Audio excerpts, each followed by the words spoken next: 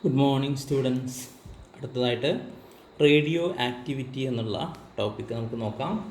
So എന്താണ് radio activity എന്നുള്ളത് നമുക്ക് പല ക്ലാസ്സുകളിലായിട്ട് മുൻപുള്ള ക്ലാസ്സുകളിലൊക്കെ പഠിച്ചതാണ്. But here we are just revising some of the concepts. So it was discovered by Henri Becquerel.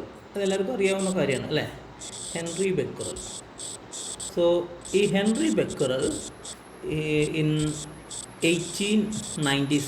So എന്താ കണ്ടതെന്ന് വെച്ചാൽ ഒരു ഫോട്ടോഗ്രാഫിക് പ്ലേറ്റിൽ മുകളിൽ കുറച്ച് യുറേനിയം സാൾട്ട് വെച്ചിരുന്നു. അത് ഫോട്ടോഗ്രാഫിക് പ്ലേറ്റ് എന്ന് പറഞ്ഞാൽ വളരെയധികം നന്നായിട്ട് കവർ ചെയ്ത് വെച്ചിരുന്ന പ്ലേറ്റാണ്. പക്ഷേ അതിനകത്ത് അത് വളരെ കവർ ചെയ്ത് വെച്ചിരിക്കുന്നത്. അപ്പോൾ നിങ്ങൾ പഴയ കാലത്ത് ഫോട്ടോ എടുത്തിരുന്ന നമ്മളൊരു ഫോട്ടോഗ്രാഫിക് പ്ലേറ്റ് അല്ലെങ്കിൽ ഫിലിം ക്യാമറയ്ക്കകത്ത് വെച്ചിട്ടായിരുന്നു. സോ അത് വളരെ കവർ ചെയ്തിട്ടാണ് വെക്കാറ്. അങ്ങനെയുള്ള ഫോട്ടോഗ്രാഫിക് പ്ലേറ്റിൻ്റെ മുകളിൽ വെച്ചിരുന്ന ഒരു യുറേനിയം സാൾട്ടിൽ നിന്ന് എന്തോ റേഡിയേഷൻസ് തട്ടിയിട്ട്, അഥവാ അതിൻ്റെ കവറിങ്ങിനെ എല്ലാം പെനിട്രേറ്റ് ചെയ്ത് പോയിട്ട് എന്തോ റേഡിയേഷൻസ് തട്ടിയിട്ട് അത് ആ ഫോട്ടോഗ്രാഫിക് പ്ലേറ്റിൽ എന്തൊക്കെ മാറ്റങ്ങൾ വരുത്തിയതായിട്ട് കണ്ടു.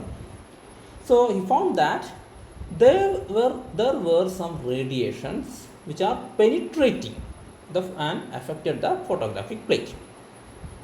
മാത്രമല്ല ഈ കുറച്ച് ഫർദർ എക്സ്പീരിയൻസ് നടത്തിയപ്പോൾ കണ്ടെന്താണെന്ന് വെച്ചാൽ the radiations were started spontaneously without influence by any external agencies. So പിന്നീട് മാഡം ക്യൂറി മെയിനായിട്ട് പ്രധാനമായിട്ടും madam Curie, Pierre Curie, Rutherford അവരുടെ എല്ലാ എക്സ്പെരിമെൻറ്റ്സ് ആയിരുന്നു നടത്തിയത്. അവരുടെ എക്സ്പീരിയൻസ് എന്താണെന്ന് വെച്ചാൽ this phenomenon was exhibited by heavy elements like uranium, plutonium,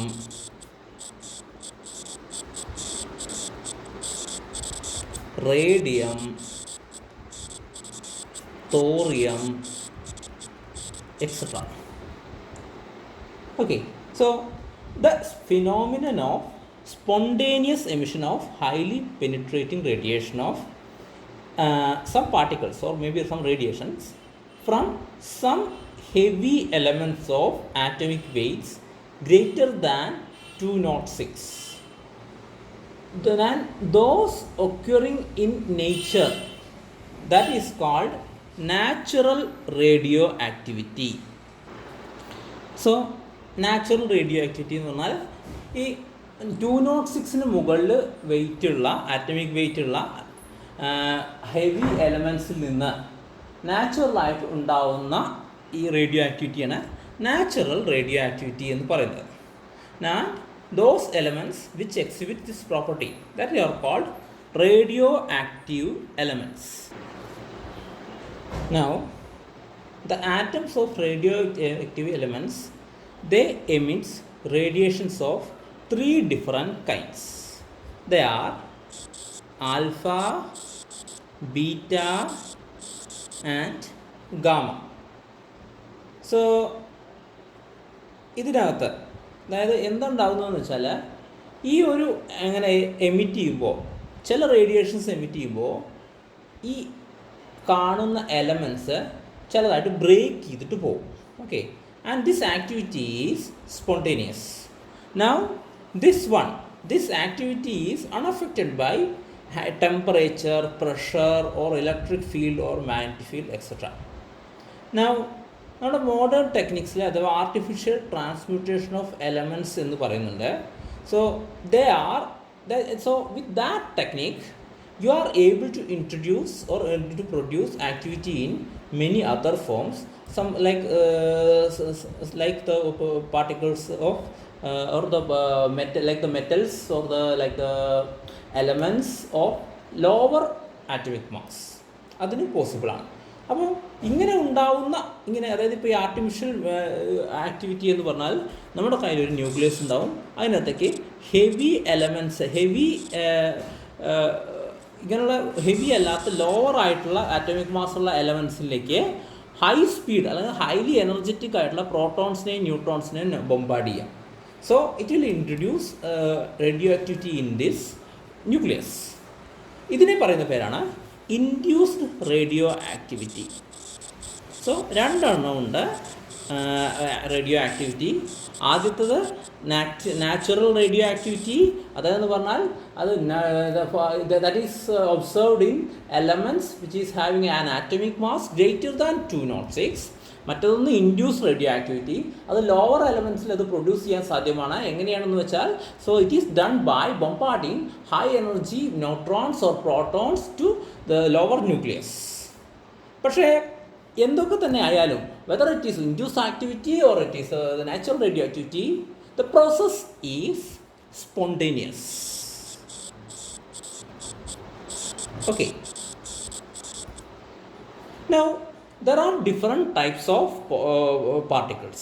ഇനി ഇതിനകത്ത് നമ്മൾ കാണുന്ന പോലെ ഇപ്പോൾ ഈ ആൽഫ ബീറ്റ ഗാമ എന്ന് പറഞ്ഞെങ്കിൽ പോലും it is possible that they emit electrons, positron and other particles as well as gamma rays in the decomposition. അപ്പോൾ നമുക്കതിനകത്ത് പ്രധാനമായിട്ടും 3 ഡിസ്റ്റിങ് ടൈപ്പ് ഓഫ് റേഡിയേഷൻസിനെ പറ്റിയിട്ട് നോക്കാം. So those are alpha, beta and gamma.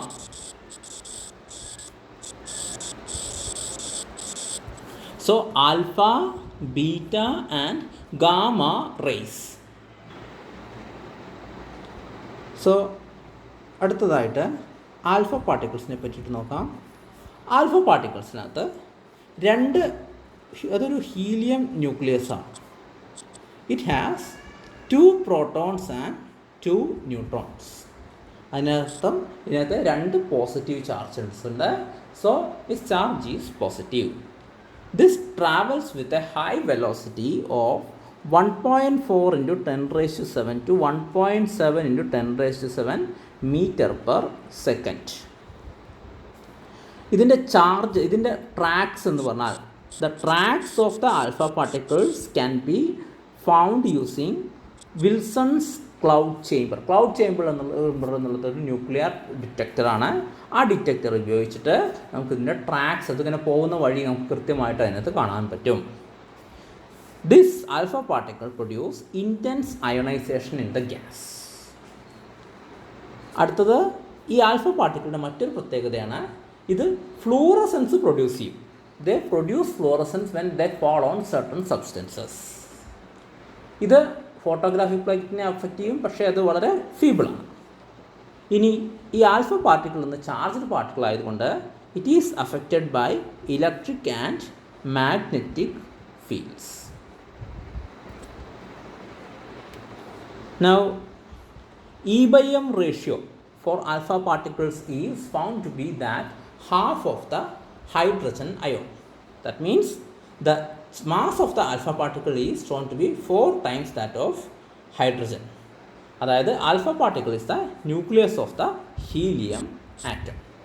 So ഇത്രയും പ്രോപ്പർട്ടീസാണ് ഒരു ആൽഫ പാർട്ടിക്കിളിനെ പറ്റിയിട്ട് നമുക്ക് പഠിക്കാൻ കഴിഞ്ഞിട്ടുള്ളത്. സോ ഓർമ്മിക്കണം, ഇതായിരുന്നു നമ്മുടെ എക്സ്പെരിമെൻറ്റ്.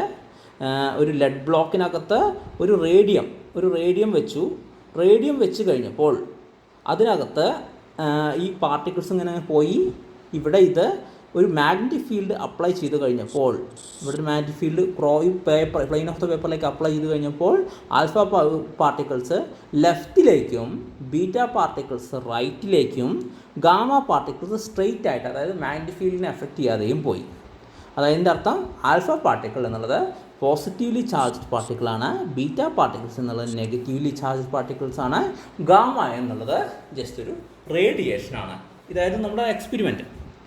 നൗ ആൽഫ പാർട്ടിക്കിൾസിനെ പറ്റിയിട്ടാണ് പറഞ്ഞു കഴിഞ്ഞാൽ the next one is beta particles. എന്താണ് ബീറ്റ പാർട്ടിക്കിൾസ് എന്ന് നോക്കാം. So the beta particles, they possess negative charge and mass equal to that of an electron. ഇനി ഈ ബീറ്റ പാർട്ടിക്കിൾസ് ഒരു ന്യൂക്ലിയസ് എന്ന് വരുമ്പോൾ they may not have the same velocity.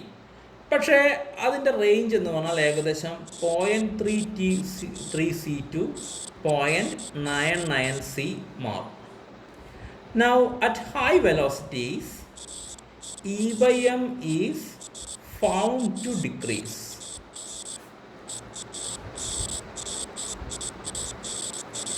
കാരണം എന്താണെന്ന് വെച്ചാൽ the mass is given by m is equal to m0 by root of 1 minus v square by c square according to Einstein's relativistic equation.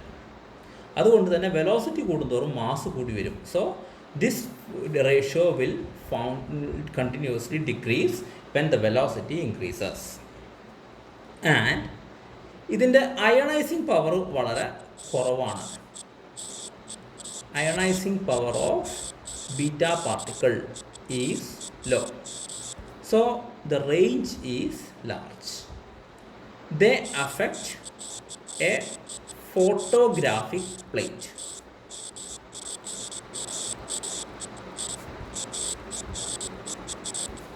Now they produce fluorescence.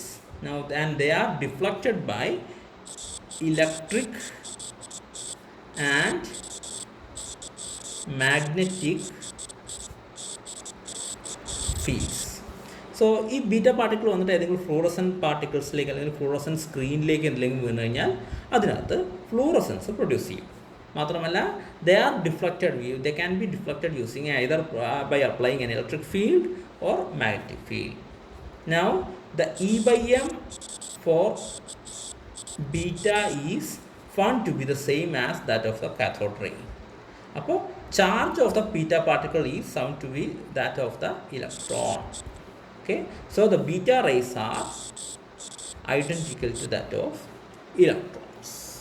So അത്രയാണ് ഈ beta റേസിനെ കുറിച്ചിട്ട് നമുക്ക് പറയാനുള്ളത്. അടുത്തത് gamma raise.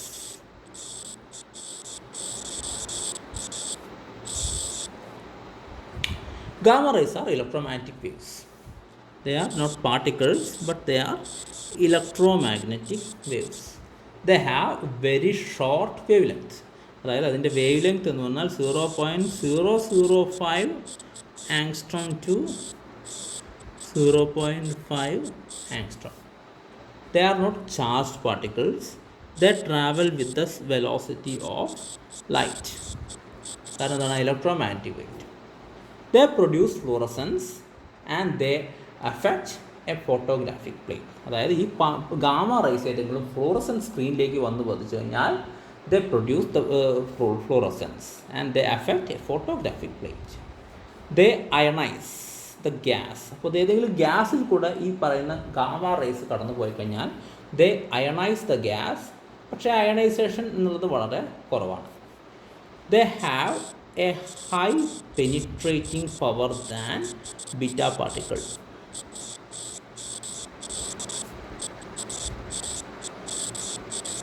So അത് പറയുന്നത് എങ്ങനെയാണെന്ന് വെച്ചാൽ even if you have A 30 centimetre thick iron plate,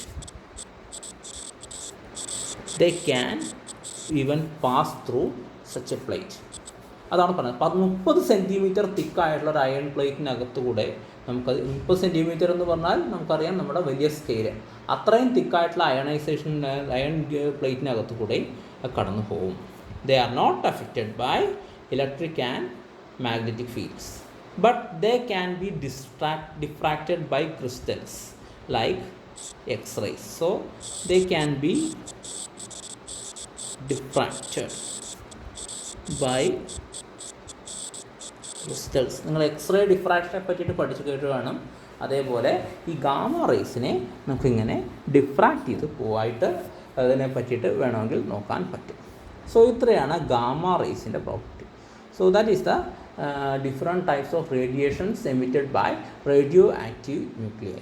They are alpha, beta and gamma. ഓരോന്നിൻ്റെയും പ്രോപ്പർട്ടീസും ഇപ്പോൾ നമ്മളിവിടെ പറഞ്ഞു. Okay, I'm going to stop it right now and thank you.